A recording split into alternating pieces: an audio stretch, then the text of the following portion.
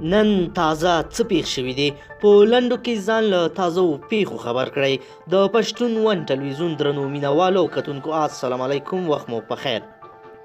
صلاح الدین رباني د افغانستان د بهرنیو چارو سرپرست وزیر صلاح الدین رباني له خپلې دندې استعفا کړې ده. نوموړي په استعفا لیک کې د خپل استعفا دلیل دا ښودلی چې د ملي یووالي د حکومت له پیل تر دې دمه کاري فضا ته هیڅ پاملرنه نه وه او د بهرنیو چارو وزارت په څیر ځینې نور دولتي بنسټونه څنډې شوي وو او شخصي مؤسسو په څیر سلیقه چلند ورسره کوه.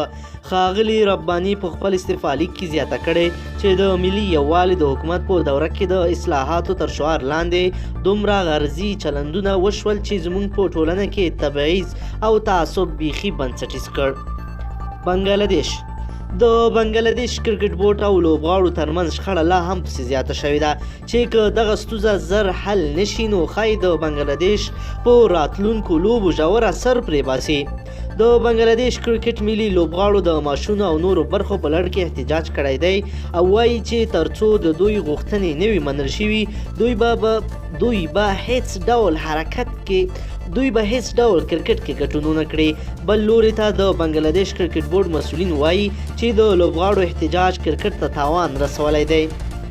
اشرف غني ولسمشر محمد اشرف غني جاپان ته د خپل سفر پر مهال نن دغه هیواد له لومړي وزیر سره په لیدنه کې له هغه غوښتي چې خپل پانګوال وهڅوي څو د افغانستان پر قانونو پانګونه وکړي.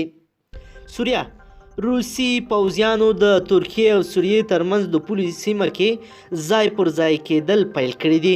دوی له دغې سیمې د کردي ځواکونو لرې کولو لپاره د روسي او ترکیې ترمنځ د هوکړې له مخې دغه سیمه کې فعالیت پیلوي. شاه حسین مرتضوي د ولسمشر غني سلاکار او پخوانی ویاند شاه حسین مرتضوي یو ځل بیا د ثبات او همپالنې ټاکنیز ټیم باندې نیوکې کړي دي او وایي چې قلف نه دی مات شوی بلکې ټیم مات شوی دی.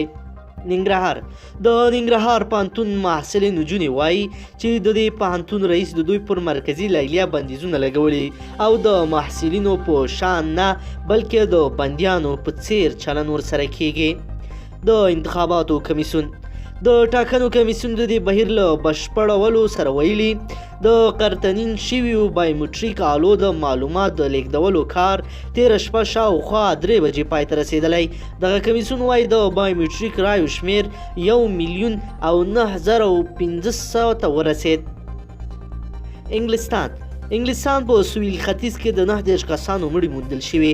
دا مړي د ایسکس سیمه کې د یوې لارۍ په کانتینر کې موندل شوي دي.